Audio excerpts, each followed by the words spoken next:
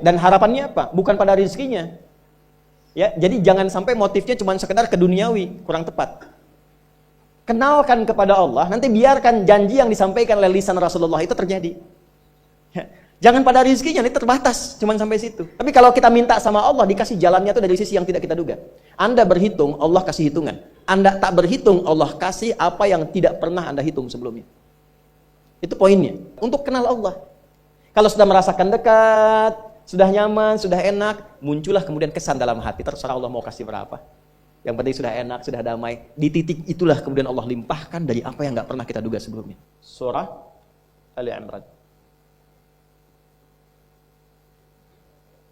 Ya, dari ayat 190 sampai ayat 200.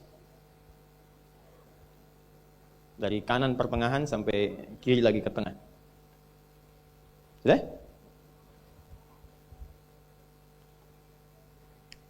Perhatikan baik-baik, tolong ditandai dulu. Dan nanti saya jadikan ayat wajib untuk dihafal. Ceknya bulan depan. Betul, password untuk ikut masuk. Sebulan panjang sekali. Sebulan harusnya 30 juz. Ini cuma berapa? 11 ayat. Betul. Harusnya 30 juz kan. Ini cuma 11 ayat. Pendek-pendek lagi. Ya. Nah, pelan-pelan. Sudah? Dari mulai inna fi khalqis samawati wal ardi, kemudian wa ikhtilafil laili wan nahari, lalu la ayatil liulil albab. Sampai ayat 200, ya ayyuhalladzina amanu sabiru wasabiru warabitu wattaqullaha la'allakum tuflihun. Sudah? Baik. Ini ayatnya mahal sekali, kajiannya mahal, fokus, dan ini akan merubah hidup kita semua. Kalau setelah kita pahami, kita amalkan. Siap ya? Yuk kita mulai. Di sini ada rumus menjalani kehidupan untuk mengenal Allah, ma'rifatullah. Makanya tema kita kan cara mengenal Allah kan? Sudah? Di sini ada rumus ma'rifatullah, mengenal Allah. Sehingga dengan kenal Allah itu sebagai pencipta kita, kita tahu tentang esensi hidup kita. Kenapa kita diciptakan? Apa tujuannya berada di kehidupan di bumi ini? Mau kemana setelah kita hidup? Kita paham itu. Sehingga setelah itu kita bikin rencana. Ini paham esensi hidup. Setelah paham tentang esensi kehidupan kita, kita membuat visi dan rencana kehidupan. Visinya apa? Sudah? Yuk kita mulai. Inna fi khalqis samawati wal ardh. Sungguh aku tegaskan, kata Allah. Jadi terjemah yang enak tuh kalau ada ayat dibuka dengan kata inna. Inna itu kalau di gramatikal bahasa Arab itu kaidahnya begini. Harfun nasbin wa taukidin tansibul isma wa tarfa'ul khabara mabniyun 'ala al-fathi la mahalla lahu min al-i'rab. Huruf yang berfungsi untuk menegaskan satu informasi, menguatkan, menancapkannya ke dalam jiwa, sehingga nanti harakat kalimat setelah itu fathah untuk membuka. Fathah itu membuka sebuah informasi dan referensi penting yang harus ditancapkan ke dalam jiwa, sehingga dia tidak mengalami perubahan. La mahalla lahu minal i'rab. Kalau sudah konsisten ditancapkan ke jiwa, apapun yang akan memengaruhi dia untuk merubah visi hidup itu, dia bisa tepikan. Maka terjemahan yang paling enak, inna fi khalqis samawati wal ard. Sungguh aku tegaskan, kata Allah. Di balik hikmah penciptaan langit dan bumi itu, waqtilafil laili wan nahar, dan pergantian siang dan malam. Kehidupan itu kan cuma dua pokoknya kan, langit dan bumi. Segala yang di langit, segala yang di bumi. Alam langit, alam bumi. Allah yang kuasai semuanya, itu disebut dengan alamin. Ya, maka kita katakan alhamdulillahi rabbil alamin. Nah, baik kehidupan di langit, kehidupan di bumi, atau semua aktivitas yang kita kerjakan selama 24 jam sehari yang ditandai pergantian gelap dan malam. Waqtilafil laili wan nahar. Apa esensi semua kehidupan ini? Apa esensinya? La ayat, bentuknya jamak. Sayangnya di terjemahan itu baru sebagian terjemahannya. Ya, menjadi tanda-tanda kan? Padahal ayat itu bukan sekedar tanda. Tanda itu ada 3. Satu, ada alam, sifatnya disebut dengan alamah. Diserap ke dalam bahasa Indonesia menjadi alamat. Sudah? Nah, alamat itu tanda yang mendekatkan pada tujuan. Walaupun umumnya selalu ke tempat. Itu alamat. Itu dari bahasa Arab. Di mana alamatnya Masjid An-Nur? Ketika Anda tahu alamatnya, lebih dekat sampai ke tujuan kan? Tak tahu alamat, tidak mudah mencarinya. Itu pertama, tanda. Kedua, wasmah atau wisam. Simatun. Diambil kemudian karakternya disebut dengan ismun. Nama, tanda. Nah, wasmah, simatun, ismun itu tanda untuk membedakan objek atau zat satu dengan yang lain. Misal, orang Arab itu kalau punya kambing, misalnya, dia kasih tanda untuk membedakan ini kambing saya, itu kambing orang. Paham? Baik, nama kita dalam bahasa Arab disebut ismun, masmuka. Siapa namamu? Nah, kenapa diberikan nama itu? Untuk membedakan, memberi tanda, ini saya, itu fulan. Adi, saya yang nengok. Ade, Pak Ade yang nengok. Tuh kan? Ahmad, yang lain tengok. Nia, ibu yang tengok. Ada polisi razia, tangkap. Nama kamu siapa? Nia, Pak. Yang betul? Nia. Nama lengkap? Kurniadi. Itu aneh. Nah itu ismun, simah. Makanya kalau kita ingin diberi tanda yang baik, hadisnya katakan apa? Beri nama yang baik supaya dengan tanda itu dikenal baik. Tanda itu bukan sekedar memberikan nama, tapi memberikan kesan. Wasmun wa fi'lun thumma harfunil kalim. Itu kaidahnya. Seseorang itu akan dinilai dengan 3 hal. Pertama, ismun, namanya. Maka beri nama yang baik supaya orang itu bisa ta'zim dengan keadaan nama. Yang terakhir ada ayat namanya. Ayatun, jamaknya ayat. Sini poin kita. Dan ini disebutkan 64 kali dalam Al-Quran. Sudah? Tidaklah ayat disebutkan kecuali tanda yang mendekatkan seorang hamba kepada Sang Pencipta. Tanda yang mengenalkan makhluk kepada Khalik. Di dalam bahasa Arab standar itu, di standar ya, apalagi kalau ada di Quran atau hadis. Tidak pernah disebut ayat kecuali menunjukkan tanda yang membuat kita kenal dan dekat dengan Sang Pencipta, dengan Allah Subhanahu wa taala. Itulah yang menjadikan semua isi Quran disebut dengan ayat. Al-Fatihah berapa ayat? 7. Al-Baqarah 286 ayat. Ali Imran 200 ayat. Pertanyaannya kenapa disebut ayat? Karena setiap kali kita baca Al-Quran, keadaan kita merasa lebih dekat dengan Allah. Kalau nggak percaya silahkan. Kita dengar aja kan sudah ingat Allah kan? Hati kita punya rasa yang berbeda kan sensasinya? Itu yang dimaksud Quran surah 8 di ayat kedua. Al-Anfal ayat kedua. Ya, innamal mu'minuna alladzina idza dzukirallahu wajilat qulubuhum wa idza tuliyat 'alaihim ayatuhu zadatuhum imana. Ini poinnya. Wa 'ala rabbihim yatawakkalun. Kata Allah, kalau Anda ingin mengecek keimanan itu hadir dalam jiwa atau tidak, kalau Anda ingin tahu orang itu beriman atau tidak, gampang. Ada tanda pokok, tapi yang kedua, ada tanda yang paling spesifik untuk melihat dia dekat dengan Allah atau tidak. Tanda pokok yang standar itu adalah disebutkannya nama Allah. Jika disebutkan nama Allah, ada konfirmasi getaran dalam dirinya. Dan getaran itu hanya dimiliki oleh orang yang punya iman. Jadi kalau belum punya iman, nggak ada getaran itu. Atau imannya bermasalah. Cuma klaim di lisan, nggak nyampe ke jiwa. Ya, apa standarnya? Bila disebutkan nama Allah. Karena itu, diperdengarkan disebutkan nama Allah, itu 5 kali sehari di setiap pergantian waktu. Ya, subuh ganti waktu ke siang disebutkan lagi. Siang ganti ke sore disebutkan lagi. Sampai malam. Ya, karena nanti bisa terjadi, kata Nabi, yusbihu mu'mina wa yumsi kafira. Paginya ada iman, sorenya luntur. Maka diperdengarkan di telinga kita, supaya kedengaran. Telinga bahasa Arabnya itu udhun, jamaknya adzan. Maka dalam adzan kalimat pertamanya disebutkan nama Allah. Allahu Akbar, Allahu Akbar. Kalau nggak percaya silahkan. Begitu mendengar nama itu disebutkan, bukankah ada konfirmasi getaran dalam jiwa kita? Minimal akan dikatakan, sudah adzan, siap-siap. Nah itu standar iman. Standar iman. Tadi subuh jam berapa ya? 4? 4, 4, 4, 2, 45. Oh, terjadi perbedaan pendapat. Ini menunjukkan Anda berasal dari daerah yang berbeda-beda ya. Baik. Ya kita ambil yang inilah, genapkanlah 445 misalnya ya. 445. Teng, Allahu Akbar, Allahu Akbar. Anda yang lagi mimpi pun bangun, Allah udah adzan. Nah, itu konfirmasi iman. Nah, kalau sudah bangun Anda siap-siap sholat, itu iman standar namanya. Ya, jadi merespon saat adzan itu standar iman. Tapi kalau Anda jam 4 sudah bangun, itu istimewa. Belum dipanggil sudah siap-siap, ada begitu. Ini ada yang baru tadi subuh udah menyiapkan isya.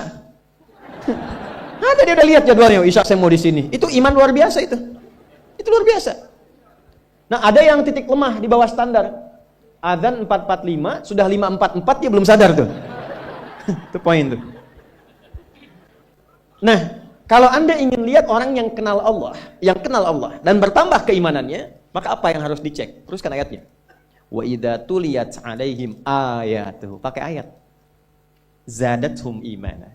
Dan jika disebutkan ayat-ayat Allah, tanda-tanda yang mengenalkan dan membuat dia dekat dengan Allah, bertambah tuh imannya. Di sini ada 64 di Quran. Makanya kalau kita ingin berusaha meningkatkan keimanan kita, kenal Allah lebih baik, keluarkan semua kata ayat dalam Quran. Imam Al-Bukhari mengeluarkan, disebutkan di topik kedua, Kitabul Iman, disandingkan dengan 57 hadis. Jadi kalau Anda ada pertanyaan, Ustadz gimana caranya menaikkan iman, menjaga supaya nggak turun, kuat dan nggak lemah-lemah. Keluarkan 57 hadis Sahih Al-Bukhari, di topik yang kedua, namanya Kitabul Iman. Wa idza tuliyat 'alaihim ayatuhu. Kalau dibacakan ayat-ayat Allah, zadathum imana, menguat imannya, dan ini poinnya. Wa 'ala rabbihim yatawakkalun. Dan terbangun hubungan yang kuat antara dirinya dengan Rabbnya, dengan Allah Subhanahu wa taala. Jelas? Nah, orang-orang yang mampu kenal Allah dan membangun hubungan yang kuat dengan Allah, itu diberi nama oleh Allah. Namanya adalah ulul albab. Kata ayat itulah di 190 surah Ali Imran ini dilekatkan dengan kalimat ulul albab. Inna fi khalqis samawati wal ardi wa ikhtilafil laili wan nahari la ayatil liulil. Bismillah. Gak apa, tenang aja, gak apa, duduk aja, ya, gak apa. Antum fokus ini aja, 190 ke 200. Bulan depan, antum orang pertama yang akan dites ya. Ya. Insyaallah. Sebelah saya.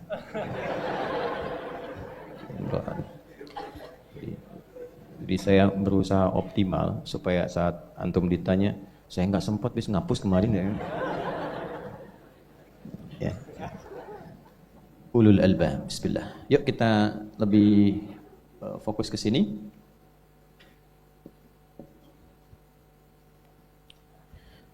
Yang paham esensi hidup itu cuma ini. Yang kenal Allah tuh ini. Ya. Yang tahu kenapa diciptakan, bahkan bukan hanya dirinya, dia tahu kenapa langit diciptakan. Bedanya begini, ulul albab itu. Orang kan lihat langit itu menatap keindahannya kan kalau malam. Wah, luar biasa nih, ada rasi bintang membentuk begini-begini, mengarahkan kepada arah angin macam-macam. Ini enggak. Rabbana ma khalaqta hadza batila. Ya Allah, yang langsung kenalnya ke Allahnya.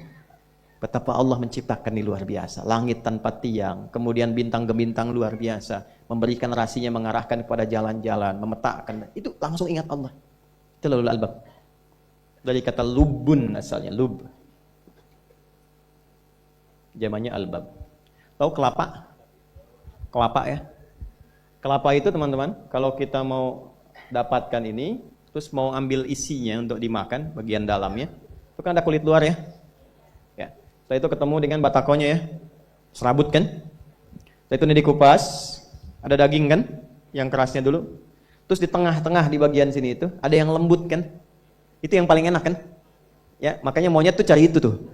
Kalau mau nyari kelapa, tangannya kan dijebak pakai itu kan. Cuman sayang karena monyet berpikirnya masih luaran. Makanya kalau esensi hidup itu orang tahu, substansinya yang ini. Dia paham yang harus dia kerjakan gini, dia akan pulang. Kalau kerja, dia paham apa yang harus didapatkan, bagaimana menggunakan itu, seperti apa menjalaninya. Itulah ulul albab.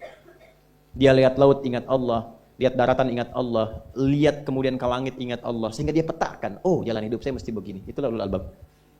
Tapi kalau cuma luaran, monyet juga bisa. Kita mesti bedakan kehidupan hewan dengan kehidupan manusia. Yuk, tarik sini. Bagaimana cara menjadi ulul albab yang kenal Allah? Teruskan ayat 191. Alladzina yadhkuruna Allaha qiyaman wa qu'udan wa 'ala junubihim. Satu, ada dua cara nanti untuk mengenal Allah dan untuk mendekat kepada Allah. Ada dua cara. Satu, ada yang disebut dengan zikir. Alladzina yadhkuruna Allaha qiyaman wa qu'udan wa 'ala. Ada orang yang selalu ingat Allah. Baik di semua aktivitasnya, baik berdiri, duduk, bahkan berbaring, ingat Allah. Tadi yang saya katakan, lihat langit ingat Allah, Nih Pak, indahnya begini Pak. Maaf ya. Lihat istri itu, ingat Allah. Lihat anak, ingat Allah. Ibu lihat suami, ingat Allah. Kalau melihatnya begitu, maka substansi berumah tangga, itu nikmat rasanya. Dan tanggung jawab itu melekat pada diri kita untuk terjaga dalam kebaikan. Ya. Saya nitipkan handphone saya ke antum. Dan antum tahu itu punya saya. Ya. Dan Anda mencintai saya misalnya, ta'zim di situ. Mungkin nggak handphone itu ditempatkan di tempat yang tidak baik? Mungkin nggak Anda taruh di lantai begitu saja? Demi Allah saya katakan, mungkin Anda akan mencari tempat terbaik, disimpan di situ, dirapi-rapikan, dilap-lap karena Anda merasa itu punya saya yang dititipkan pada Anda. Manusia saja bisa Anda perlakukan demikian. Bagaimana ketika Anda melihat anak itu amanah Allah, yang Anda sebagai orang tuanya akan ditanya di kemudian hari. Maka kalau mau bersikap yang nggak enak itu, nggak bisa Pak kita lakukan. Mau bentak tuh nggak bisa, mau marah tuh ditahan-tahan. Ya. Dan itu dijaga. Lihat istri sebagai amanah Allah itu beda caranya dengan hanya melihat kemanusiaannya saja. Istri melihat suami sebagai amanah Allah akan lain. Ya. Makanya akan selalu sempat dan optimal merawat istri sendiri dibandingkan lihat-lihat istri orang. Begitu sebaiknya. Ibu pun tidak harus berharap, kenapa ya suami saya nggak seperti Ustadz? Harapan yang sia-sia. Sudah ada turunan hikmahnya. Nah itu ada latihannya. Latihannya apa? Alladzina yadhkurunallah, zikir. Jadi kalau zikir itu sudah kuat dalam diri kita, ya sudah menghadirkan esensi zikir dalam diri kita, yang dilihat semuanya itu semua anugerah Allah Subhanahu wa taala. Jadi saat dia gembira itu dia bersyukur, dan saat dia sedang mengalami duka dia bersabar. Semua sama sebagai ibadah.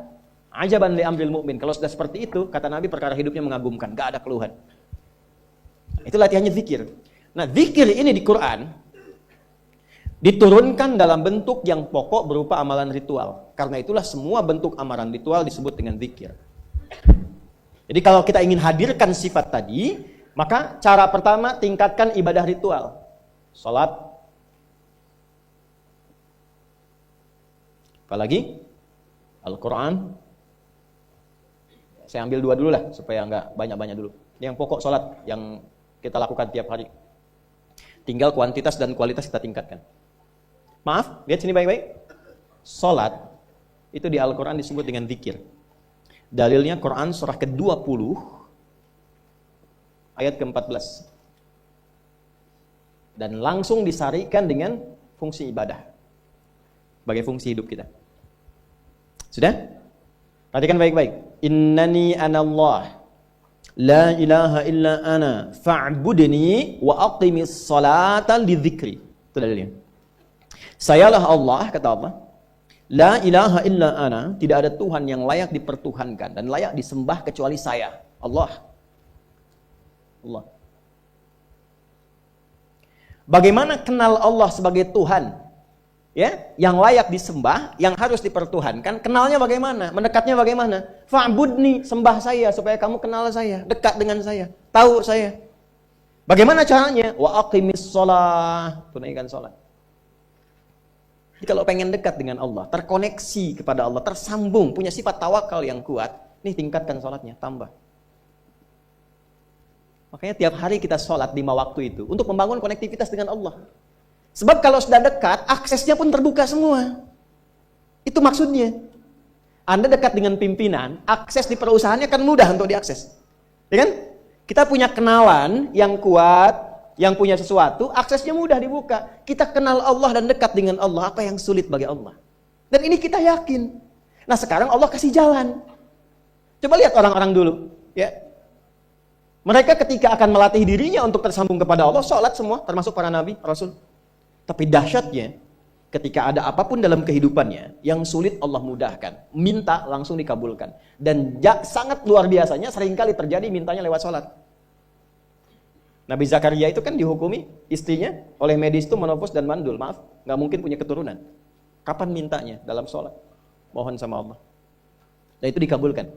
Dan diabadikan di Quran dengan surah yang sama, Ali Imran ayat 38 sampai 39. Hunalika da'a Zakaria rabbah qala rabbi habli min ladunka dzurriyyatan thayyibah innaka sami'ud du'a. Ya Allah, mereka mengatakan aku enggak mungkin punya keturunan. Mereka mengatakan istriku punya keterbatasan. Maka aku memohon kepadamu yang tidak punya batas dalam pemberian. Engkau yang maha mendengar. Kalau kepada yang maha mendengar doa saya tidak dikabulkan, mohon tunjukkan kepadaku lewat salat ini ya Allah, dengan cara apa lagi dan kepada siapa aku mesti memohon. Itu enggak nunggu lama, permohonan selesai turun jawaban ayat 39-nya. Fanadatul malaikatu wa huwa qa'imun yusalli fil mihrab. Turun malaikat mengabarkan engkau dapat kabar gembira akan punya anak, langsung namanya dikasih Allah Yahya. Annallaha yubasyiruka bi Yahya. Artinya hidup yang mustahil menurut manusia, lahir dari rahim seorang perempuan, yang divonis monofos dan mandul, bayi yang hidup, kata Allah nggak ada yang mustahil, lahir dan terjadi itu. Yahya, John, lahirlah. Kapan terjadinya? Saat sholat. Karena itu saat dipanggil sholat, itu isinya tuh kan doa semua. Silakan nggak cek, isinya doa semua.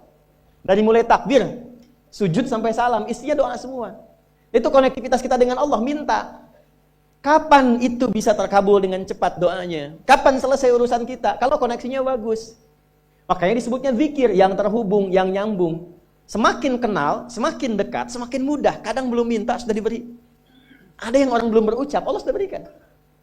Sehingga ketika menghadapi masalah yang sama, ringan. Bukan gak punya masalah. Akan dihadapi, diringankan oleh Allah.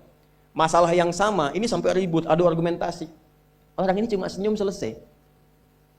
Betapa banyak masalah kecil diargumentasikan jadi besar. Akhirnya problem. Tapi tidak sedikit masalah besar dihempaskan di atas sajadah. Ketika koneksinya dengan Allah itu kuat, tiba-tiba hilang seketika, selesai. Makanya Nabi Yakub kalau punya masalah, yang beliau lakukan apa? Dia bentangkan sajadahnya, dia sholat, dia mohon kepada Allah. Itu dilestarikan di Quran surah ke-12 Yusuf ayat ke-86. Aku tuh kalau sedang punya masalah apapun, yang aku bangun konektivitas dengan Allah. Innama ashku bathi wa huzni ila Allah. Saya curhatnya cuma sama Allah. Ini Pak, ini bagian pertama. Nah, jadi kalau ingin semakin kuat, sampai ada masalah diringankan, mau kerja dibukakan pintunya, itu ada jenisnya. Yang pokok ada 5 waktu, 17 rakaat, yang detil itu ada pada sunnahnya. Dan itu hebatnya dalam Islam. Dijelaskan caranya, disebutkan tujuannya, dan diterangkan hikmahnya. Contoh, kita sekarang jam berapa? Jam 9.20. Di waktu saat ini ada waktu sholat disebut dengan sholat duha. Duha itu dibagi 3. Ada awal duha, penguat zikir, pengganti seluruh bagian zikir di tubuh kita, yang disebut dengan syuruk. Itu kurang lebih jaraknya 1 jam setelah subuh. Jadi kalau tadi 4.45, ya 5.45 menjelang jam 6 itu masuk syuruk.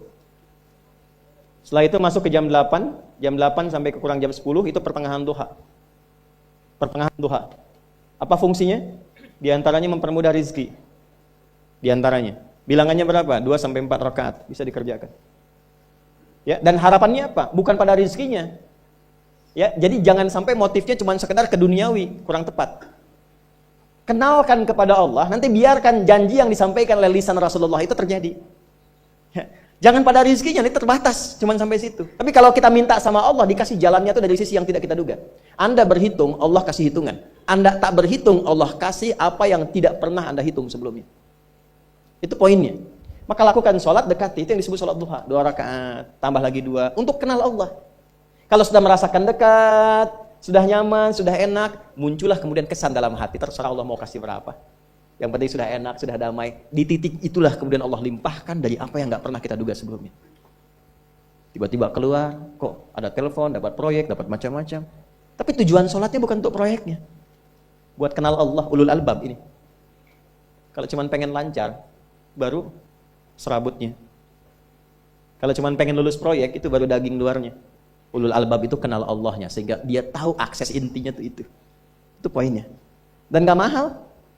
Emang kalau sholat duha di Anur bayar Pak? Pakai biaya. Tuh, baiknya luar biasa. Sudah? Itu satu. Kalau mau lagi misalnya, ini yang paling dahsyat nih. Dibimbing kita sampai ke posisi terbaik di apapun itu. Jadi ayah terbaik, ibu terbaik. Ya, jadi karyawan strategis, di militer terbaik. Terbaik tuh gini, di tempat terbaik yang memuliakan tuh makom namanya. Makanya kuburan sering disebut makam kan? Ya kan? Maksudnya apa? Maksudnya Anda selama hidup berkaryalah yang baik, ibadah yang benar, sehingga Anda wafat pun terhormat. Ya, kata makom tuh pertama kali di Al-Baqarah ayat 125, makom Ibrahim. Ya. Ketika Allah sampaikan dalam Al-Quran, didapatkan di situ maqam Ibrahim, wa idh ja'alna al-baita mathabatan lin-nasi wa amna wattakhidhu min maqami Ibrahim. Makanya kalau kita tawaf, itu dari mulai Hajar Aswad, kan sampingnya dekat sekitar 5 meter ada makam Ibrahim kan? Itu tapak kaki pertama beliau meninggikan pondasi Ka'bah, dan di situ diabadikan kemuliaannya sampai beliau wafat. Dikenal sampai sekarang. Ya, setelah sekian abad. Jadi kalau kita ingin terhormat dan masih dikenang sampai kapanpun, itu makom namanya. Tapi ada cara yang lebih hebat. Anda di posisi itu, lawan pun mengakui memang Anda yang pantas ada di situ. Itu namanya makom mahmuda. Makam mahmuda. Siapa yang bikin urutan 100 tokoh paling berpengaruh di dunia? Siapa? Saya tanya, yang nulis siapa namanya? 100.000? 200.000? Dia mencari langsung di Google tuh. Lambat mas, waktu habis. Michael Chart. Dia yang nulis, maaf ya. Urutan pertamanya siapa? Muhammad SAW. Yang nulis itu muslim atau bukan? Kok bisa tergerak hatinya untuk menempatkan seorang nabi muslim di tempat pertama? Saya tanya begini, kenal Abu Jahal nggak? Ya Allah. Makin siang nih, nggak fokus nih. Saya kira cuma di Bengkali saja yang kenal Abu Jahal, sini kenal juga. Baik, Abu Jahal itu, apakah orang ini tidak kenal Nabi? Kenal. Orang ini tahu, kalau saya sebut orang ini berarti kurang bagus ya. Kalau saya sebut beliau berarti baik ya. Abu Bakar saya sebut beliau, Abu Jahal orang ini. Maksudnya Abu Jahal. Apakah orang ini tidak tahu kalau Nabi itu mulia? Nabi unggul. Nabi hebat kan? Jadi mengakui sebetulnya Nabi unggul. Dan gulat dengan Nabi itu dalam olahraga kalah. Dia tahu Nabi itu kuat. Ya. Di dalam cinta juga tahu Nabi paling unggul. Abu Jahal melamar Sayyidah Khadijah ditolak, Nabi nggak lamar, Sayyidah Khadijah minta dilamarin. Ya. Dari sejak itulah dia nggak mau tahu semua yang dari Nabi, pokoknya semua harus jelek. Walaupun dia tahu itu baik. Nggak kenal, sampai nggak menanamkan pada dirinya nggak ingin kenal kebaikan Nabi. Nggak ingin kenal pada sesuatu, itu jahlun namanya. Jadi kalau ada mbahnya yang paling bodoh, yang nggak pengen tahu, itu Abu Jahal namanya. Maka sejak saat itu orang ini disebut dengan Abu Jahal. Tapi Abu Jahal pun itu meyakini kebenaran, kekuatan Nabi, cuman karena iri saja. Gitu. Tapi dia nggak bisa nolak. Menilai seseorang di tempat terbaik yang kita nggak bisa nolak dan mengakui memang dia orang yang terbaik, itu namanya maqam mahmuda. Tahukah Anda? Jalan untuk mencapai maqam mahmuda itu nggak akan mungkin kita dapatkan kecuali mendekati yang punya semua maqam, yaitu Allah Subhanahu wa taala. Dan jalannya lewat sholat. Itu lewat sholat. Tapi karena ini levelnya istimewa, tingkat tertinggi, ya prajurit pengen jadi komandan terhebat yang diakui, nggak ada orang nyoal. Di kepolisian pengen jadi pimpinan yang baik dan semua mengakui sehingga nggak ada yang nyoal. Di perusahaan pengen jadi pimpinan yang ideal, ya semua mengakui, nggak ada yang nolak. Itu maqam mahmuda. Jalannya apa? Ternyata nggak pakai uang, nggak pakai koneksi-koneksi yang tidak jelas. Koneksinya dibangun dengan Allah sehingga Allah melembutkan hati semua orang itu untuk menetapkan dia yang terbaik. Sholat. Karena levelnya tinggi, dinaikkan dari sekedar sholat fardu. Ditempatkan di waktu yang tidak biasa. Butuh pengorbanan, butuh perjuangan. Namanya tahajud. Turunlah Quran surah ke-17 ayat 79 sampai 81 itu. Quran surah 17 ayat 79 sampai 81. Ini poinnya. Wa minal laili fatahajjad bihi nafilatan laka asa ayyab'atsaka rabbuka maqaman. Ini kan terjadi keanehan kan, ironinya. Anda pengen sukses, pengen tertinggi, Anda tahu Allah penentunya, Anda tahu Allah yang punya rizki, Allah punya kekuasaan, tapi Anda nggak mendekati Allah. Terus yang dipakai cara-cara salah, kenapa harus korupsi? Kenapa harus nyogok? Kalau SK-nya nggak Allah tetapkan, nggak akan turun juga. Dan sudah hukum, kalau ayah berbuat maksiat, itu anak istri pasti kena. Itu udah hukum. Makanya saya mohon deh, ya para ayah itu kalau mencari nafkah, cari yang benar. Kasihan anak Anda yang di SD, harus berhenti sekolah. Maaf, bukan anak Anda, maksudnya anak orang lah.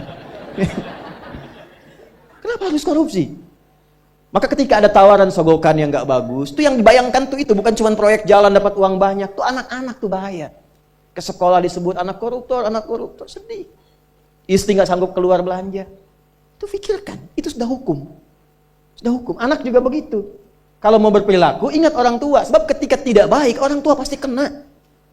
Anak di sekolah berantem, yang dipanggil siapa? Orang tuanya. Itu selalu terikat. Di rumah tangga itu selalu begitu. Karena nafas itu terikat. Semua saling mengikat. Babnya itu jelas. Nah, balik ke sini. Kalau ingin tingkat yang tertinggi, dekati pemiliknya Allah ini. Makanya tuh harus punya itu.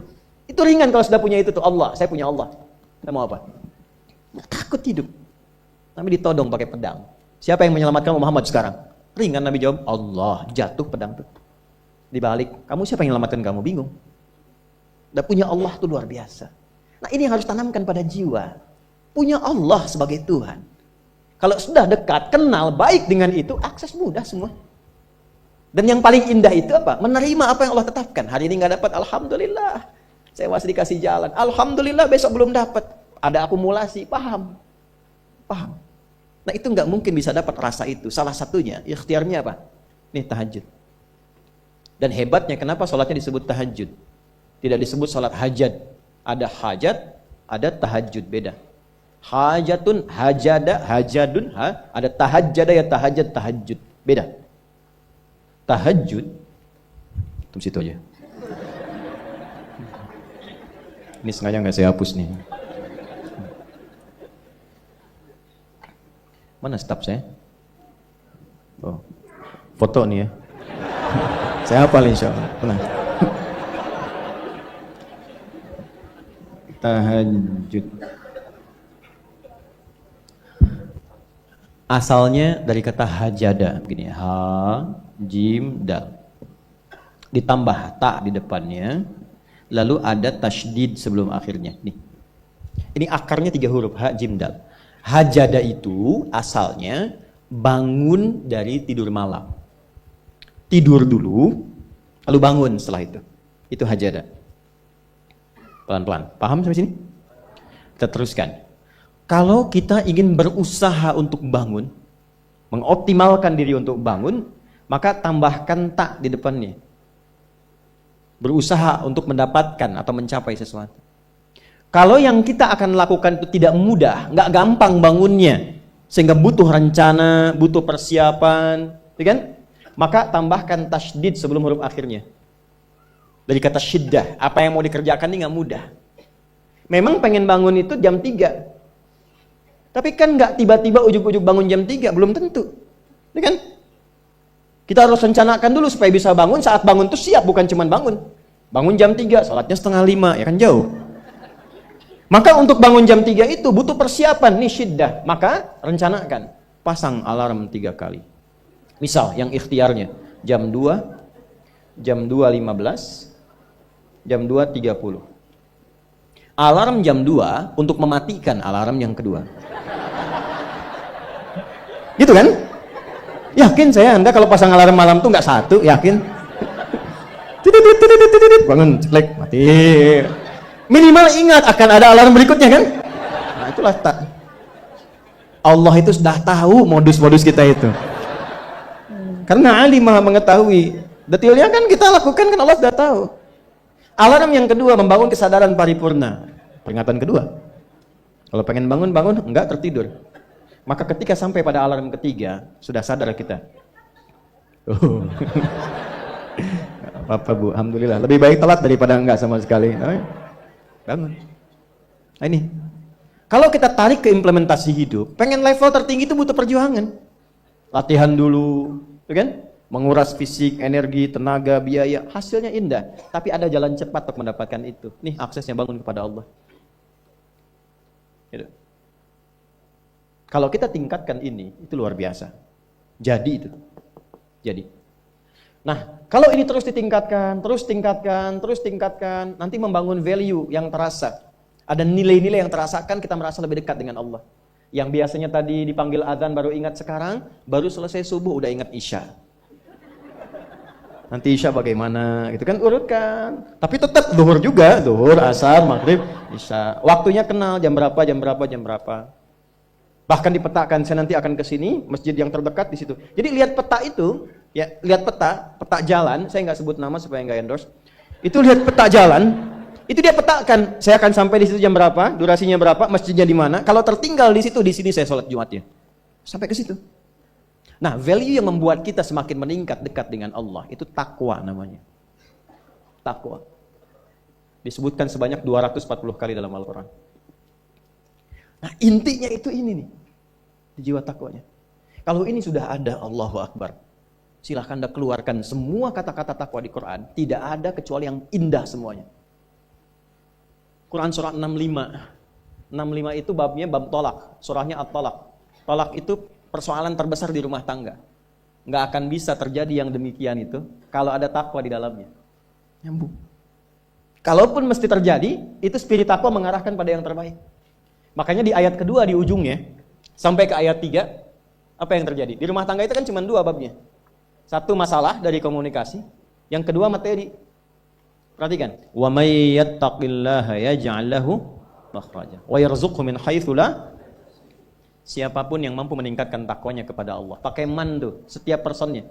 Suami, istri, ayah, ibu, anak, satu keluarga mencoba meningkatkan takwa. Dia tahajud, bangun semua ingatkan. Bangun semua tahajud, salat duha, yuk ingatkan dimanapun. Alhamdulillah. Apa yang terjadi ketika dilakukan? Allah. Apa jawab Allah? Yaj'al lahu makhraja. Enggak pakai alif lam, makhraja. Masalah apapun yang engkau alami. Suami berangkat ada masalah. Ada masalah umum yang semua orang mengalami itu. Tapi yang ini enggak. Kena macet, ada macet dia mau berangkat, tiba-tiba diarahkan, jangan lewat situ Pak, macet, Bapak kesini aja. Ya. Pak ikut kami saja Pak, tiba-tiba patwal datang, ayo ikut. Ya, itu bisa terjadi. Wa yarzuqhu min haitsu la yahtasib, bahkan rezekinya pun itu datang dari sisi yang enggak diduga. Enggak nyangka ya, emang enggak disangka-sangka datangnya. Ya, habis sholat, tiba-tiba telepon masuk, belum selesai proyek ini ada permintaan itu. Beda istidraj dengan takwa itu lain. Kalau istidraj itu bertambah tapi lupa Allah. Hati-hati. Proyek nambah, sholat lupa. Hati-hati. Hati-hati ya. Pekerjaan menambah, omset nambah, tapi nggak pernah bisa ngaji. Nggak pernah mampu sholat. Hati-hati itu. Dan paling bahaya kalau itu nambah terus sehingga membuat lupa semua ibadah. Itu istidraj namanya. Istidraj. Ancamannya akhirat tuh, hati-hati. Segera ingat, segera ingat. Tapi kalau semakin nambah, semakin ingat Allah, itu anugerah. Karena Allah telah menilai hamba ini paham menjalani kehidupan, sehingga dia ngerti. Makanya Utsman, Abdurrahman bin Auf, setelah masuk Islam, hartanya makin nambah. Karena kenapa? Karena telah dinilai layak mengelola harta, paham cara mengelolanya. Dapat segini, alokasikan ke sini. Dapat segini, alokasikan ke sini. Pak, di mana logikanya? Ada 600 truk hasil usaha. Bapak punya 600 perusahaan. Satu perusahaannya itu bergerak di bidang misalnya logam mulia. Ya, ada emas, ada berlian, ada macam-macam dan sebagainya. Satu kali, Anda berhasil mendapatkan kurang lebih 600 truk logam mulia di dalamnya.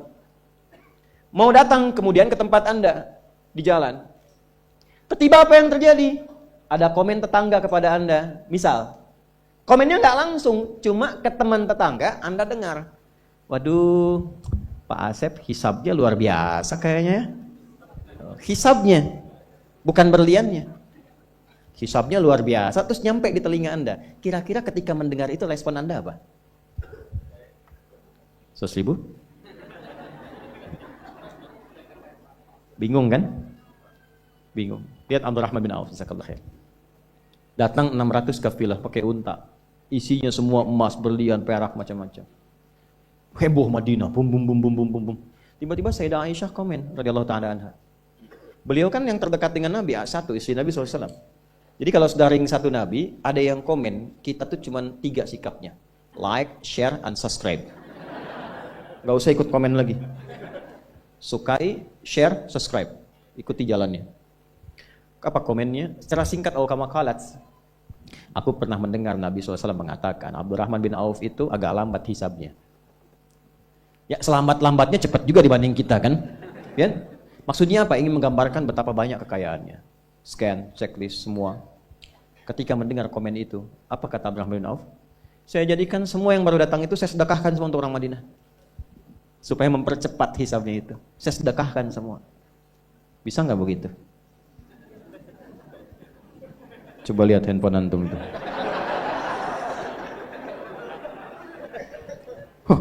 Hisabnya luar biasa nih. Buat anak yatim ya. Kasih.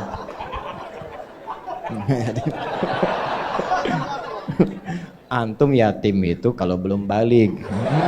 Ini udah bisa nyari sendiri. Dari perjalanan yatim itu butuh perhatian, banyak di luar anak-anak yang masih butuh perhatian. Buat yatim ya. Nah, mudah. Ini benar. Nah, itu yang maksud saya katakan, itu nggak mudah. Tapi kalau kita diberikan anugerah oleh Allah, pandai mengelola sesuatu sesuai dengan kehendak Allah, ini kasih semua. Ilmu dikasih. Ya, kalau ingin percepatan pengetahuan, teman-teman yang masih belajar di kampus dan sebagainya, saya kasih rahasia ya, dan ini saya praktekkan. Saya sejak khususnya, saya ditalakikan doa oleh ibunda kami, tapi saya optimalkan prakteknya saat di pesantren. Ini rahasia di antara kita saja ya, saya kasih tahu nih. Ini dari Quran. Ternyata akselerasi pengetahuan itu bukan didapatkan dari sekedar perjuangan kita untuk belajar, membaca, kemudian ikhtiar intelektual dan fisikal, tapi ikhtiar spiritual itu mengaktifkan semua potensi-potensi akselerasi pengetahuan kita supaya kita dapat lebih cepat dari standar yang biasa dilakukan. Itu ada rumusnya di Quran surah kedua Al-Baqarah di akhir ayat 282. Ibu kalau mau juga bapak untuk anak-anak cucu-cucunya boleh. Lihat ujung ayatnya, paling kiri sebelah bawah, langsung lihat ke ujung. Quran surah kedua Al-Baqarah di akhir ayat 282. Wattaqullah wa yu'allimukumullah. Wattaqullah, tingkatkan takwamu kepada Allah. Bangun akses dengan Allah. Yang maha punya pengetahuan siapa? Allah. Karena itu disebut alim kan? Ya kan? Kalau kita aksesnya kuat, wa yu'allimukumullah, Allah langsung yang mengajarkan kepada kita bahan-bahan pengetahuan itu. Bukan nggak belajar, bukan, tetap belajar. Tapi yang terjadi apa? Ketika dalam belajar itu tahajudnya meningkat, duhanya meningkat, rawatibnya meningkat, Allahu Akbar. Dan dilakukan karena Allah, bukan karena pengetahuannya. Lillah. Itu baru dengar satu kalimat, kita paham arahnya mau kemana. Dan belajar apapun cepat. Itu yang terjadi. Imam Al-Bukhari, dengan ingatan yang kuat tadi, jangan dikira itu hampa begitu saja, belajar dapat, tidak. Itu dari mulai ayah ibunya.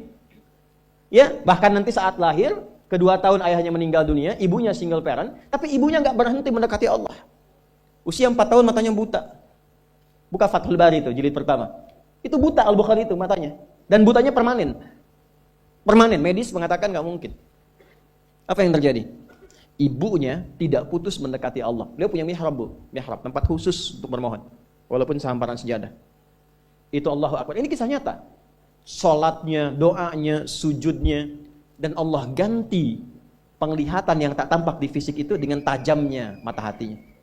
Al-Bukhari punya keunggulan dari amaliyah ibundanya asalnya, mengalir kepada anaknya, itu kalau diperdengarkan apapun seketika langsung ingat dan sulit lupa. Al-Bukhari. Langsung ingat. Dan tidak cukup sampai di situ. Begitu berangkat kemudian ke Kutab, tempat belajar Quran pertama, usia masih kecil, belum balik, sekitar 4-5 tahun. Dituntun oleh asisten rumah tangganya, itu sampai ke tempat belajar, yang lain senior, beliau masih kecil sendiri. Gurunya membacakan surat Kahf, syekhnya. Begitu selesai, iseng nanya, man hafidh, siapa yang sudah hafal? Itu anak kecil yang tak melihat pandangannya, kata orang disebut dengan buta, dia angkat tangannya mengatakan, hafidhtu an dhahri qalbi. Saya sudah hafal syekh, dalam kepala saya, bahkan dalam hati saya. An dhahri qalbi. Jadi hafalan yang benar itu hafal di dalam kepala. Hafal di luar kepala, belum hafal. Saya sudah hafal Ustaz, di luar kepala, oh belum hafal. Hafidhtu an dhahri qalbi, di tes maju, ta'al ya bunai datang. Begitu maju ke depan, maaf, bukan sekedar hafal, tajwidnya, mahrajnya, sifat hurufnya sama persis dengan syekhnya. Maka syekhnya berkata, minal an aw kama qala tadrusul hadis. Nah, mulai sekarang engkau belajar hadis ya. Karena Quran itu Allah jamin langsung mudah dihafal, gampang sekali. Ya, Quran surah 54 ayat 17, 22, 32, 44 kali Allah sebutkan, walaqad yassarnal Qur'ana lidzikri fahal mim. Aku telah jadikan Quran mudah dihafal. Adakah di antara Anda tertantang untuk menghafalkannya? Gampang, tapi hadis gak ada. Itu saking senangnya pulang ke rumah. Digandeng oleh asistennya yang langsung dipanggil ibunya. Umi. Ya, datang. Kata. Tadi saya dipanggil Syekh. Saya diminta begini, saya sampaikan. Oh, Syekh mengatakan begini, Umi. Kamu sekarang belajar hadis ya? Umi, mulai hari ini saya pengen belajar hadis. Ibunya tersentuh dalam jiwanya, tapi melihat seakan ada keterbatasan di anaknya. Beliau katakan, "Aw kama qalat ya bunayya, iktafi bil Qur'an tsumma al hadis." Aw kama qalat. Nah, Quran dulu ya, setelah selesai baru hadis. Maksudnya supaya enggak banyak beban. Tapi anaknya pun hormat pada ibu, tapi yakin dengan perkataan gurunya, ta'zimnya. La ya ummi, Quran oke, tapi hadis pun saya akan pelajari. Uridul hadis. Maka dia meraba jalan ke tempatnya, ke kamarnya. Ibunya melihat itu, harunya muncul. Nah ini poinnya. Dia dekati Allah, masuk ke mihrabnya. Alladzina yadhkuruna Allaha qiyaman wa qu'udan wa 'ala junubihim. Dia masuk ke mihrabnya, ibunya salat. Dalam salat itu ditumpahkan dalam sujudnya mohon kepada Allah untuk dibuka kembali pandangan Al-Bukhari.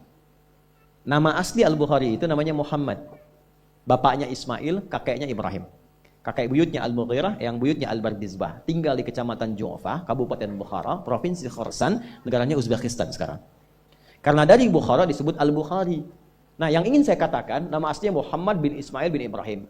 Kalau diberi nama dengan nama orang soleh atau nama nabi, itu artinya tafaul. Tafaul itu mengharap kemuliaan, karomah, kebaikan yang melekat pada nama itu supaya bisa diteladani. Maka ibunya ketika khusyuk berdoa, selesai sholat masih doa, capek ketiduran. Dalam tidurnya itulah bermimpi dengan Nabi Ibrahim. Ini kisah nyata. Anda bisa lacak di Fathul Bari di jilid yang pertama. Kata Nabi Ibrahim disampaikan, anak Anda dapat kabar gembira akan melihat kembali. Itu Al-Bukhari saat ibunya sedang bermohon dalam sholat berdoa, ya al-basir alladhi ala kulli syai'in qadir a'id ba'ith basirat ibni, ya Allah yang maha menatap dengan tajam, mohon ya Allah dengan segala kuasamu kembalikan penglihatan anakku. Al-Bukhari sedang mengulang surat Qaf tadi. Sehingga tibalah di ayat 21 dengan sampai ke 22-nya. Laqad kunta fi ghaflatin min hadza fakashafna 'anka ghita'aka fabasaruka al-yawma hadid. Ini ayat tentang situasi akhirat tapi percikannya diberikan pada Al-Bukhari dalam konteks kebaikan. Laqad kunta fi ghaflatin min hadza. Dulu kamu enggak bisa melihat. Ada penghalang. Fakashafna 'anka ghita'aka, maka hari ini kami ungkap, kami singkap semua penghalangnya. Wa basaruka al-yawma hadid, maka pandanganmu sekarang akan menatap dengan tajam. Begitu sampai di ayat itu kaget, lompat, bisa lihat lagi. Ini nyata. Nyata. Begitu bisa lihat kaget, langsung keluar, kencang, lari. Didapati kamar ibunya, langsung disampaikan, Umi, laqad ra'aitu, ibu, saya bisa lihat lagi sekarang. Ibunya kaget, bangun, belum percaya, mengatakan, rubbama ra'aita bil qalbik, mungkin Anda melihat dengan hatimu. La bal bi aini. Enggak, ini mata saya bisa lihat. Ibu wajah begini, ibu pakai ini. Sekian benda kita begini. Haru berpelukan keduanya, disitulah meniti untuk belajar hadis sampai menuliskan Sahih Al-Bukhari dalam kurun waktu 16 tahun. Dimulai di Mekkah, di Masjidil Haram, di akhir di Masjid Nabawi sebagai hujjah bertemu Rasulullah. Al-Bukhari itu udah punya visi pengen ketemu Nabi bawa sesuatu. Sehingga punya kebanggaan, dia Rasulullah. Dari kecil saya berusaha belajar hadis Anda. Saya kumpulkan itu untuk bawa bekal berjumpa dengan Anda. Antum apa yang dibawa? Ya ahli dunia. Terus kerja, terus. Ayo, terus kerja. Kumpulkan tuh harta tuh. Banyakin pakaian tuh. Mewahin tuh rumah, terus. Ya enggak apa-apa. Tapi apa yang mau dibawa saat pulang? Ketemu Nabi itu modalnya apa? Orang tuh udah bawa amalan, ada yang bawa sholawat, ya. Ada yang bawa sunnah, walaupun cuma sunnah makan, tapi dia siapkan untuk kebanggaan ketemu Rasulullah. Kita apa yang mau kita siapkan? Nah, minimal rubah visi hidup itu. Kenal Allah dulu. Kenali Allah. Maka mulai dengan pendekatan zikir. Salat tuh optimal. Jangan langsung tinggikan tahajud, duha, tidak. Yang 5 waktu perbaiki dulu. Minimal nggak telat dulu. Saya heran kadang-kadang kok bisa orang meninggalkan Jumat untuk sekedar dapat dunia, yang itu udah diatur. Bahkan nggak Jumatan cuma untuk jaga toko. Yang kalaupun itu nggak dilakukan, tetap dia Jumat dapat juga. Nah itu ilmu tadi. Ilmu. Saya coba itu Pak. Coba lihat. Itu kan mahal. Imam Syafi'i dulu ibunya begitu, bangun ketakwaan. Imam Ahmad tuh begitu. Imam Ahmad tuh hafal 1 juta hadis. Itu kehilangan ayah. Ibunya single parent Pak, jangan dikira. Manasin air malam supaya anaknya tahajud. Udah dipanasin, diangetin, terus diwudukan. Imam Ahmad kecil, digendong, disimpan di halaqah masyayikh. Setelah selesai digendong lagi balik. Sekarang dituai hasilnya. Saya kehilangan ayah, lulus SD lah. Dan kalimat terakhirnya itu minta maaf sambil meluk karena nggak bisa ngantar ke pesantren. Maafkan apa nggak bisa ngantar. Rumah sakit di Serang waktu itu RSUD. Saya masih kecil, baru masuk 13 tahun, mau berangkat. Ya belum paham, tapi kita ta'zim, takrim pada beliau, pamit. Beliau menangis, saya tahan untuk menunjukkan sikap tegar. Belum paham ketika dokter mengatakan kepada ibu kami ya paling 2 pekan. Saya nggak paham. 2 pekan selesai, saya dipanggil pesantren itu. Saya masih ingat nama, suara, suasananya. Pokoknya ke depan, bertemu kakak nomor 1. Saya tanya bagaimana ya? Beliau diam. Oh, saya husnudzon. Sampai di Bandung, paman kami, masih ada beliau.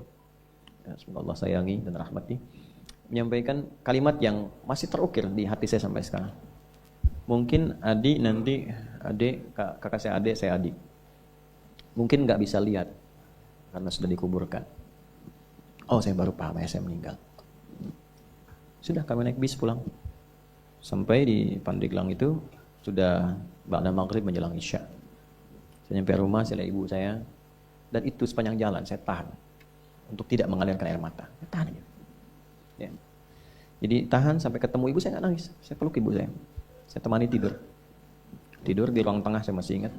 Kemudian mimpi melihat ayah pakai kemeja biru, terus senyum, dadah, oh sudah selesai. Tapi setelah itu besoknya kita temukan mushaf tuh, saya mau bicara Quran. Saya mengharap satu hal yang nggak mungkin saya bisa lakukan lagi dalam dunia yang hidup. Artinya saat kita punya sesuatu untuk memberi atau mungkin cuma mijitin atau apa, sosoknya sudah nggak ada. Maka saya hanya bisa menggantungkan harapan kebaikan kepada yang maha menguasai segala hal. Maka diikhtiarkan lewat Quran. Masuk, saya lihat semua ruangan itu, ruangan kisahnya, candanya, harunya, macam-macamnya. Saya temukan mushaf saja. Saya bawa mushaf warna biru, Hasbi As-Siddiqi waktu itu, luar covernya. Menghadap ke kiblat, cuma minta, ya Allah, mohon jadikan setiap huruf yang saya baca dari Quran ini atau saya hafalkan menjadi cahaya untuk ayah saya di alam kuburnya, menjadi pahala yang mengalir untuk kedua orang tua saya. Itu saya baca, baru saya menangis. Yang sebelumnya saya tahan, saya tumpahkan. Itu lillah tuh, untuk Quran. Bagaimana caranya saya pengen mencintai Quran, dekat dengan Quran, lillah untuk itu. Itu yang saya baca, selesai baca Quran itu nggak keluar, nggak hilang. Dari situ kemudian Quran itu sampai posisinya, sampai ini. Saya nggak pernah menghafal Quran, pengen tahu, oh ini posisinya di sini hanya untuk menunjukkan hafal gitu. Tidak, nggak ada tuh. Datang, sudah hadir, sudah ada. Lalu saya tirakati thariqah maksudnya, lewat syar'i itu, untuk mendekati Allah terus, lewat sholat. Pulang ke pesantren, tingkatkan sholat. Nggak tinggal, pokoknya rawatib nggak tinggal, tahajud bangun malam. Jam 4 tuh biasanya kayu itu sudah dibunyikan, pembina masuk, teng setengah jam sebelum subuh, sudah pada bangun semua. Saya jam 2 bangun. Mandi, semua siap-siap, sholat. Anda tahu apa yang terjadi? Terjadi perubahan sejak saat itu. Dari mulai suasana, keadaan, ketenangan, kedamaian, kenyamanan, dan semua aspek yang gak pernah saya alami dan gak saya duga sebelumnya. Bapak Ibu, kalau saya sholat nih, yang lain hari Selasa khususnya, Selasa itu waktu daging, paling enak makanan di pesantren. Hari Selasa. Yang lain biasanya telurnya kalau dadar dibagi 4, tipis-tipis, kasih kecap, kasih kerupuk. Pagi.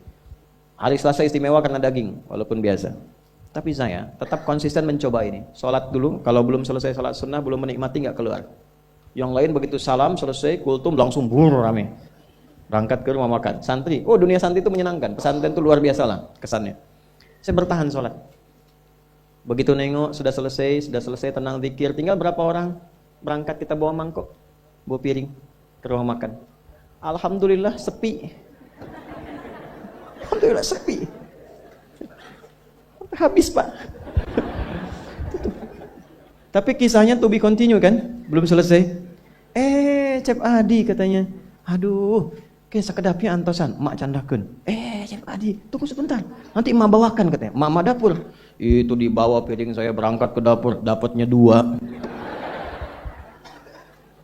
Gitu. Saya dekati yang punya. Dan selalu terjadi begitu.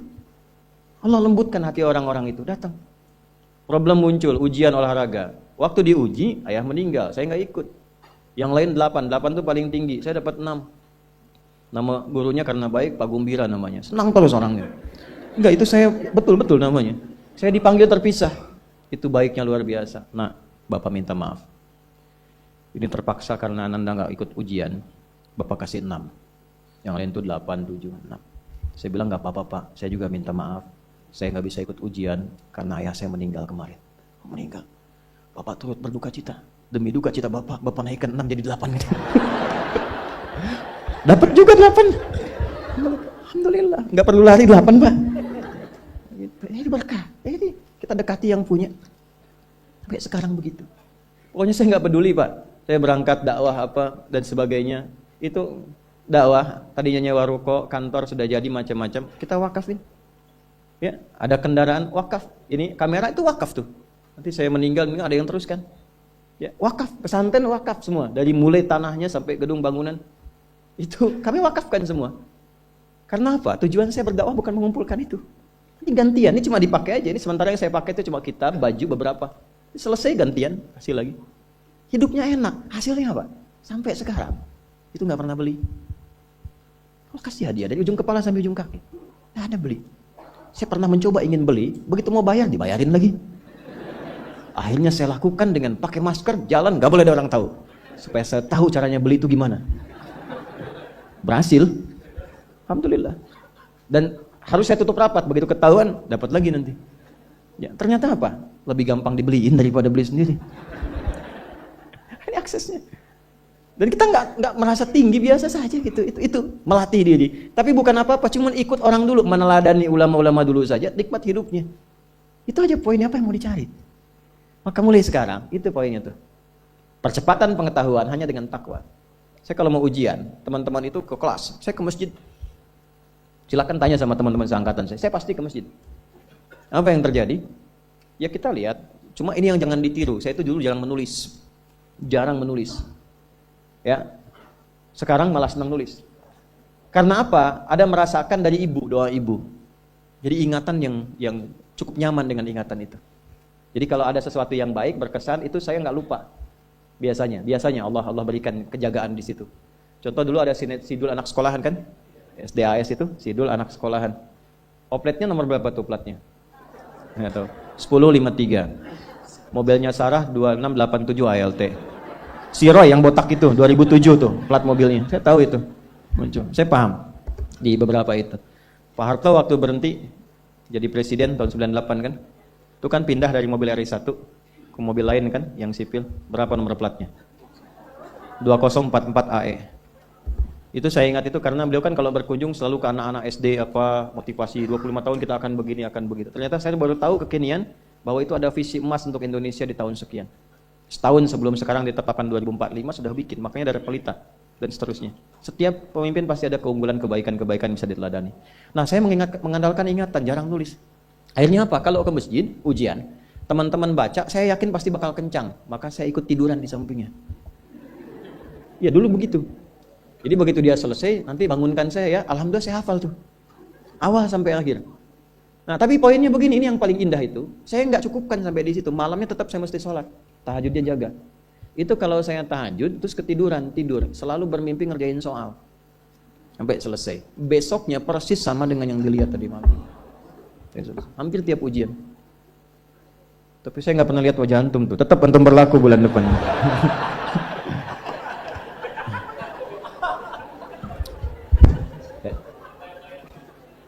Udah ya? Nah ini, ya jadi sekarang saya cuma pesan dua, nggak banyak-banyak. Sholat sama Quran. Para orang tua sehari, sehalaman aja nggak apa-apa, nggak usah banyak-banyak, satu halaman. Atau berapa ayat, yang penting ngaji. Yang penting ngaji, nanti lihat berkahnya. Dan jangan cukupkan pada yang 5 ya. Ya ini bukan hukumnya wajib, bukan. Yang wajib tetap 5 waktu. Kalau bisa naikkan, walaupun mungkin 2 rakaat malamnya. Witir 1 rakaat. Atau duha ambil salah satu. Rawatib misalnya. Itu konsisten kan? Istiqomah di situ. Nanti lihat apa yang terjadi. Demi Allah saya katakan, kalau mau coba tuh gini ya. Hari ini Anda baca 1 halaman Quran. Sholat tambah. Besok naikkan 2 halaman. Nanti lihat keberkahan hari ini dengan besok pasti terjadi perbedaan. Setiap Anda baca lebih banyak akan terjadi perubahan kehidupan di hari itu. Gak percaya silahkan.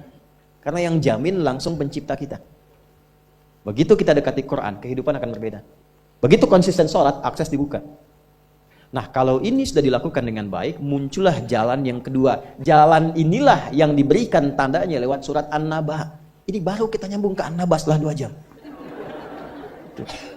Apa itu? Yang pertama itu jalan zikir, alladzina yadhkuru tadzakur. Yang kedua jalan tafakkur, wa yatafakkaruna fi khalqis samawati wal ard. Rabbana ma khalaqta hadza batila subhanaka faqina.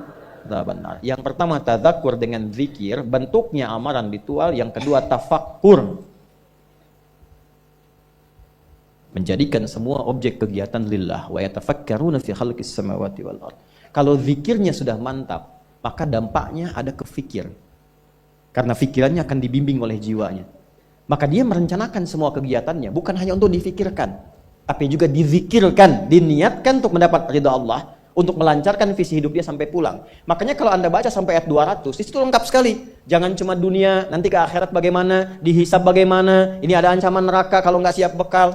Teruskan coba ayatnya. Ya, wa yatafakkaruna fi khalqis samawati wal ardi rabbana ma khalaqta hadza batila subhanaka faqina rabbana innaka man tudkhilin nar faqad akhzaita wa ma lidh-dhalimin min.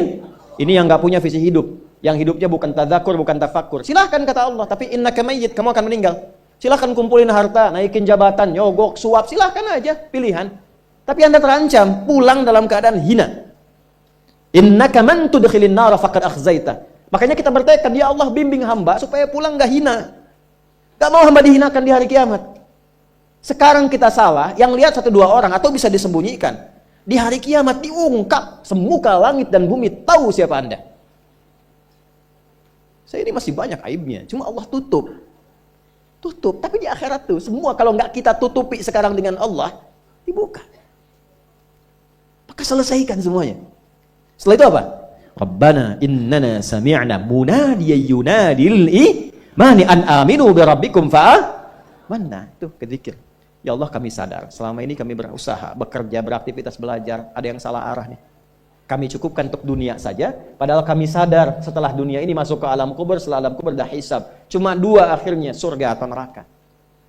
Saya sadar ya Allah, saya akan rubah visi hidup saya mulai hari ini. Saya siapkan aktivitas kehidupan saya bukan cuma untuk dunia, tapi visinya sampai akhirat. Gimana Allah ridha? Pekerjaannya tetap. Anda tetap di kantor juga, yang di militer-militer, di kepolisian-polisian, yang kerja-kerja, yang bertani-bertani. Cuma visi hidupnya apa? Sudah sampai akhirat. Gimana caranya kerja tidak menyakiti orang, tidak menipu, tidak menyogok, sholat masih terjaga, baca Quran masih bisa dilakukan. Toh meninggal juga. Kalau Allah berikan, saya tata. Dapat harta, belajar fikih harta. Belajar. Sehingga tahu mengelolanya. Oh, ini untuk keluarga, Quran surah 4 ayat 34. Oh, ini yang zakat, Quran surah 9 ayat ke-60. Ini yang infak, Quran surah kedua ayat 215. Ini yang umum, Quran surah kedua ayat 261. Keluar semua. Sehingga saat mendapatkan harta itu sudah paham kemana ditempatkan. Saat hisab ditanya, dari mana didapatkan, kemana kamu keluarkan? Jawabnya ringan. Ya Allah, Engkau yang maha mengetahui. Aku dapatkan dengan seperti ini, aku keluarkan sesuai dengan perintahmu. Dibuka filenya, tampakkan, CCTV dibuka, keluar. Benar. Checklist, ping. Udah, cepat masuk surga. Ya Allah, Engkau maha tahu. Dari mana aku dapatkan? Kemana aku keluarkan? Buka filenya, keluar. Pepeng, salah. Neraka. Hidup coba begitu. An aminu bi rabbikum. Selama di dunia diseru, fa'amanna. Kita sadar ada yang salah. Rabbana faghfir lana dzunubana wa kaffir 'anna sayyi'atina wa tawaffana ma'al abrar. Rabbana wa atina ma wa'adtana 'ala rusulika wa la tukhzina yaumal innaka la tukhliful. Sampai sini aja itu udah visi hidup. Ya Allah, kemarin banyak yang salah, saya mau tata lagi. Ibu merawat anak karena cinta anak atau karena Allah? Masa? Coba lihat anaknya, yang perempuan pakai jilbab tidak, sekolahnya di mana, sholatnya bagaimana, Qurannya bagaimana. Supaya ringan hisabnya, Bu. Saat pulang. Pak juga ya. Ini koreksi, setelah itu ingat, baru kita punya harapan. Ingin sekomplek di surga dengan para rasulmu, ya Allah. Tuh. Ya. Tadi kan rusulika wala tukhzina yaumal qiyamah. Kami pengen sekomplek seperti yang kau janjikan. Maka diturunkanlah caranya. Di situ ada Quran surah keempat ayat 69. Ya kan? Wa may yuti'illaha wa rasul fa ulaika ma'al ladzina an'ama Allahu 'alaihim minan nabiyyina was-siddiqina wasyuhada'i was-shalihin wa hasuna ulaika rafiqa. Siapa yang pengen sekomplek dengan semua nabi yang pernah bertugas di bumi, maka taati Allah dan Rasulnya. Jadi 3 golongan selain nabi. Siddiqun, orang yang membenarkan tuntunan kemudian dia kerjakan. Syuhada, orang yang berjuang hidupnya untuk menaati Allah lalu wafat. Salihin, jadi orang soleh, yang penting jaga konsisten dalam kebaikan. Nah, kalau itu sudah dapat, kemanapun Anda beraktivitas, ingat Allah. Itu yang dimaksud. Alam naj'alil arda mihada wal jibala wa khalaqnakum wa ja'alna naumakum wa ja'alna al-laila wa ja'alna an-nahara wa banayna fawqakum sab'an. Perhatikan baik-baik, itu runtut semua. Jadi Anda yang kembali riset, lihat gunung, yang di geologi, yang ditambang, yang apa, ingat Allah. Sehingga nggak mungkin nambang sembarangan. Ya kan? Kemudian apalagi yang bekerja siang malam, siangnya bekerja, ingat Allah. Rebahan berbaring, wa ja'alna laila libasa, ingat Allah. Lihat pasangan, wa khalaqnakum azwaja, lihat istri titipan Allah, lihat suami titipan Allah.